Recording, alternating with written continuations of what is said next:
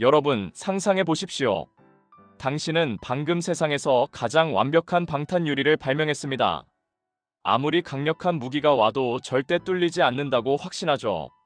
당신의 전 재산과 영혼을 갈아 넣은 인생 최고의 역작입니다. 그런데 세상 그 누구도 당신의 말을 믿어주지 않는다는 겁니다.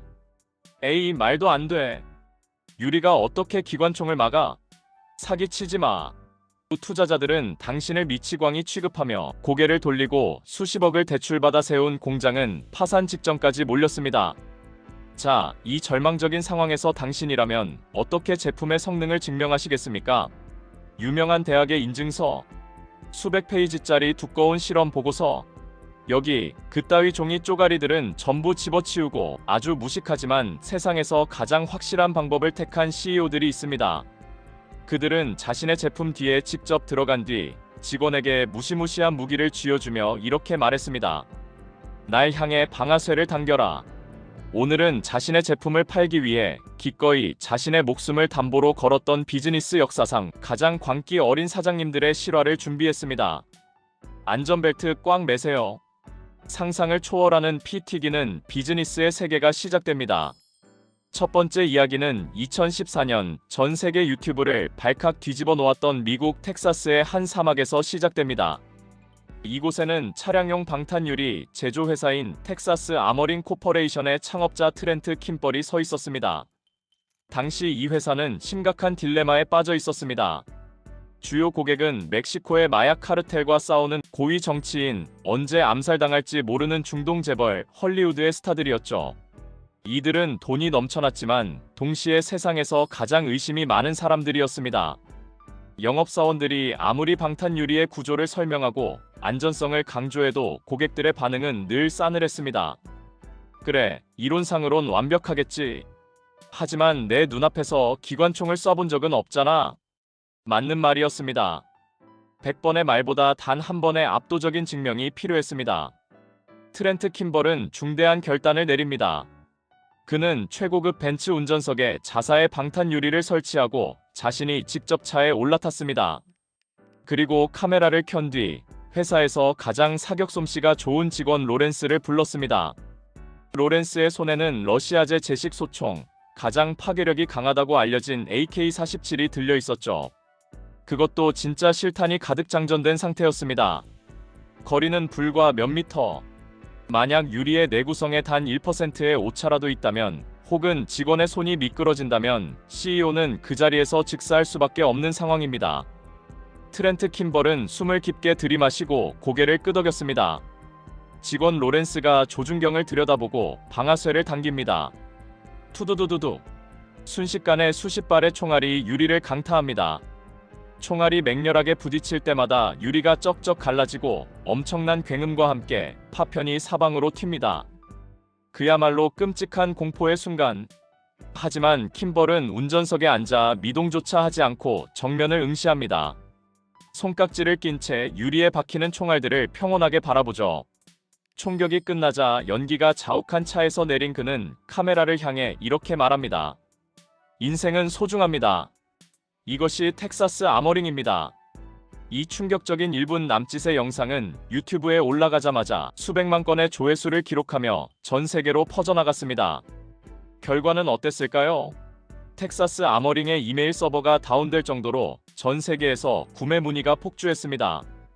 경쟁사들이 우리 제품도 똑같이 안전하다며 입에 침이 마르도록 홍보할 때 이 회사는 대표의 목숨을 건 단 한 편의 영상으로 방탄차 시장의 1인자로 군림하게 됩니다.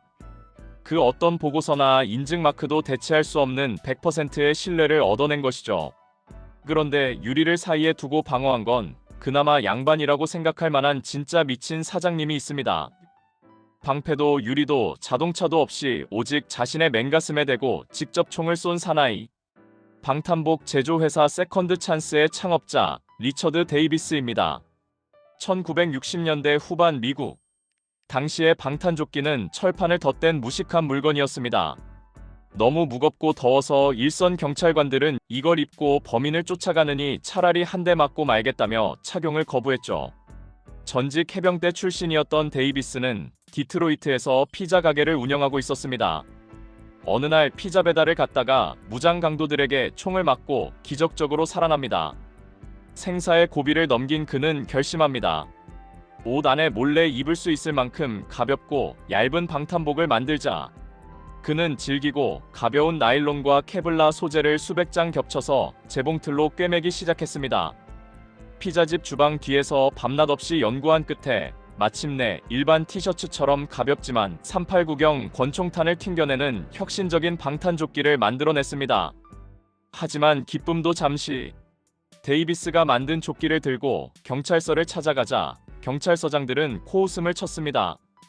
이렇게 얇은 천조가리가 총알을 막는다고? 자네 정신이 나갔나 보군. 저리 치워. 아무리 설명해도 안 되자 데이비스는 결국 최후의 수단을 꺼내듭니다. 그는 1972년 경찰서장들을 공터로 불러 모았습니다. 그리고 자신이 만든 방탄조끼를 입은 뒤 허리춤에서 권총을 꺼냈습니다.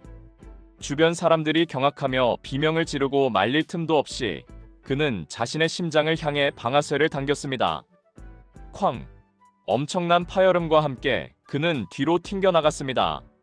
경찰관들은 기겁하며 달려갔죠. 구급차 불러! 하지만 데이비스는 씩 웃으며 자리에서 툭툭 털고 일어났습니다. 셔츠 단추를 풀고 방탄조끼에 박혀 찌그러진 총알을 꺼내 보였죠. 멍든 가슴을 어루만지며 그가 말했습니다. 보셨습니까? 이것이 제 제품입니다. 이 압도적인 퍼포먼스에 할 말을 잃은 경찰들은 그 자리에서 당장 방탄복 계약서에 사인을 했습니다. 놀라운 건 이게 끝이 아니라는 겁니다. 데이비스는 회사를 운영하는 30년 내내 새로운 바이어가 오거나 투자를 받아야 할 때마다 이 짓을 반복했습니다. 그가 회사를 알리기 위해 자신의 맨가슴에 실탄을 쏜 횟수만 무려 192번. 저는 제 제품이 완벽하다는 걸 압니다. 만약 제가 만든 방탄복이 저를 지켜주지 못한다면 저는 살아있을 가치가 없는 놈입니다. 그가 남긴 전설적인 명언입니다. 192번이나 관역판을 자처했던 그의 광기 덕분에 그가 개발한 세컨드 찬스 방탄복은 미국 전역의 경찰서에 보급되었습니다. 데이비스가 직접 세운 통계에 따르면 그의 방탄복 덕분에 목숨을 구한 경찰관만 3,000명이 넘는다고 합니다. 그가 흘린 땀과 자신의 심장에 겨눴던 권총 덕분에 수천 명의 가장이 무사히 집으로 돌아갈 수 있었던 것이죠. 총을 맞는 것만 무서운 게 아닙니다. 이들의 미친 마케팅은 현대에 와서 더 아찔하게 진화했습니다. 이번엔 물 한 방울 없는 그야말로 허공으로 자신의 몸을 던진 CEO 이야기입니다. 등산복이나 아웃도어 의류를 좋아하시는 분들이라면 고어텍스라는 브랜드를 들어보셨을 겁니다. 바람은 막아주고 땀은 배출하는 기적의 섬유죠. 1970년대 콜롬비아 스포츠웨어의 창업자 거트 보일은 이 고어텍스 재킷을 만들어 대박을 쳤습니다.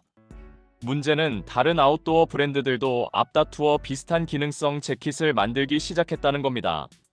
사람들은 콜롬비아 옷이나 저기 싼 옷이나 비슷하지 않아? 라고 생각하기 시작했죠. 위기를 느낀 거트 보일의 아들 팀 보일 CEO는 회사의 운명을 건 극단적인 마케팅을 기획합니다. 바로 내 어머니가 얼마나 지독하게 완벽한 옷을 만드는지 보여주는 것이었죠. 그는 눈보라가 치는 영하 20도의 캐나다 로키 산맥으로 올라갔습니다. 그가 입은 옷은 자사의 신제품 파카 단 한 벌뿐이었습니다. 그리고 헬기 조종사에게 명령합니다. 나를 산꼭대기에 버려두고 가라. 텐트도 식량도 무전기도 없이 말입니다. 그는 오직 자신이 입고 있는 콜롬비아 파카 하나만을 믿고 영하의 강풍이 몰아치는 빙하 위에서 밤을 지새워야 했습니다. 체온이 떨어지면 곧바로 동사할 수 있는 상황. 그는 스스로를 생체 실험쥐로 만들어 혹독한 밤을 버텼습니다. 다음 날 구조 헬기가 돌아왔을 때 그는 멀쩡히 살아서 손을 흔들고 있었습니다. 이 모든 과정은 영상으로 촬영되어 전 세계로 송출되었습니다. 우리 옷은 테스트되었습니다. 그것도 아주 혹독하게요. 이 단순하고 미친 캠페인 하나로 콜롬비아는 경쟁사들을 모조리 짓밟고 전 세계 아웃도어 시장의 제왕으로 군림하게 됩니다. 소비자들은 더 이상 콜롬비아 옷의 원단이 뭔지 실밥이 몇 개인지 따지지 않았습니다. 사장이 직접 산꼭대기에서 얼어 죽을 뻔하며 테스트한 옷인데 무슨 말이 더 필요하겠습니까? 그들이 파는 건 단순한 방수 재킷이 아니라 생존에 대한 철저한 보증수표였던 겁니다. 자, 방탄유리, 방탄복, 극한의 추위. 지금까지 CEO들의 목숨을 건 홍보전은 매우 남성적이고 거친 비즈니스였습니다. 하지만 여기 전혀 다른 분야에서 자신의 몸을, 그것도 자신의 아름다움을 담보로 미친 짓을 벌인 창업자가 있습니다. 바로 화장품 제국의 여왕, 엘리자베스 아덴입니다. 1910년대 뉴욕. 당시 화장품이라는 건 귀부인들이 창백한 피부에 연지 곤지를 찍는 수준이었습니다. 엘리자베스 아덴은 유럽에서 건너온 마사지 기술과 화학 지식을 접목해 피부 속까지 스며들어 주름을 펴준다는 기적의 크림 8아워 크림을 개발합니다. 이 크림의 주원료는 놀랍게도 말의 화상을 치료하는 연고인 바세린 성분이었죠. 아덴은 이 크림이 피부 재생에 탁월하다고 확신했습니다. 상류층 여성들에게 듬뿍 발라주며 홍보했지만 사람들은 이 끈적하고 냄새나는 크림을 기피했습니다. 말한테나 바르는 약을 내 얼굴에 바르라고? 천박하게. 심지어 경쟁사들은 아덴의 크림이 피부를 망가뜨리는 독약이라며 헛소문을 퍼뜨렸습니다. 화가 머리끝까지 난 엘리자베스 아덴. 그녀는 맨해튼의 최고급 백화점인 봉마르시의 매장 한가운데 섰습니다. 그리고 수많은 귀부인과 기자들이 지켜보는 가운데 주머니에서 작은 병 하나를 꺼냈습니다. 그것은 실험실에서 사용하는 산성 물질, 즉 피부를 순식간에 녹여버리는 독한 화학약품이었습니다. 내 얼굴을 똑똑히 보십시오. 그녀는 망설임 없이 산성 액체를 자신의 뺨에 부어버렸습니다. 비명이 터져나왔습니다. 액체가 닿은 부위의 피부가 붉게 달아오르고 부풀어 오르기 시작했죠. 아덴은 고통을 참으며 자신이 만든 8아워 크림을 듬뿍 떠서 화상을 입은 뺨에 두껍게 발랐습니다.